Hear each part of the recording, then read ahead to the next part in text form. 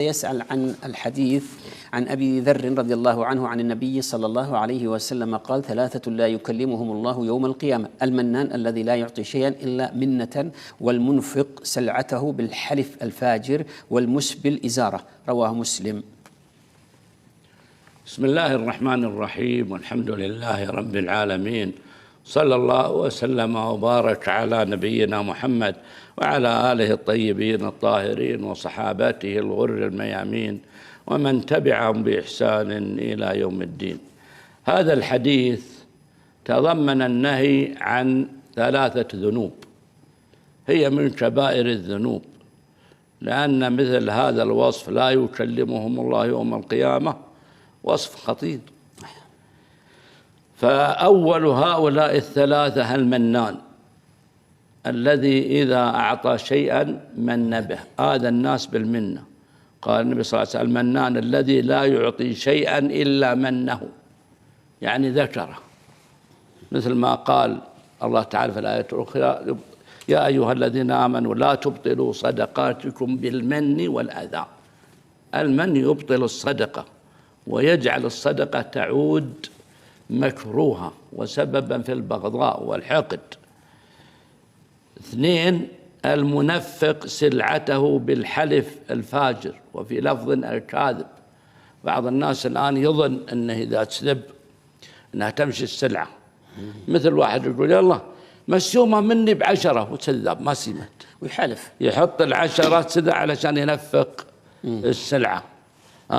أو ترى مار فلان وشايفها، وفلان يعرفون أن شريط سياراته جيد، مار فلان وشايفها ومادحها، أو يعني حلف بالله تعالى: والله العظيم إني شاريها بكذا وكذا وكذا، أو والله العظيم إنها أصلية من كذا وكذا، أو والله العظيم إنها ما بعد راحت ولا مشت إلا مثلا 20,000 كيلو أو كذا، وهو يكذب. هذا ينفق سلعته بالحلف الكاذب. يعني نسأل الله العافية والسلامة.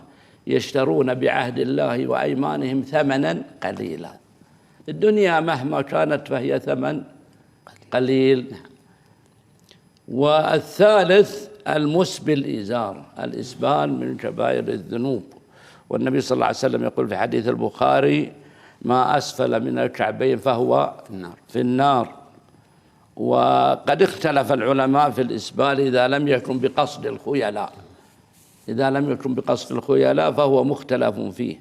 أما إذا كان بقصد الاغتيال فإن العلماء متفقون على أنه حرام وأنه لا يجوز.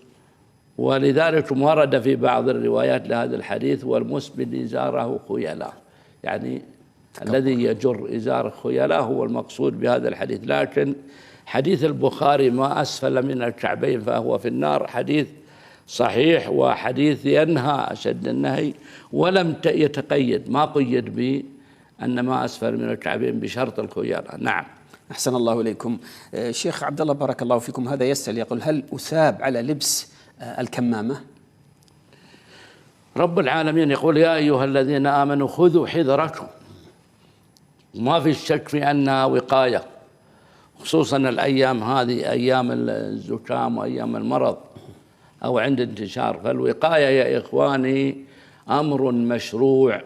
النبي صلى الله عليه وسلم يقول: لا يورد ممرض على مصح. هذا وقاية، هذا وقاية. ولذلك الإنسان سلوك أسباب الوقاية عمل صالح يثاب عليه.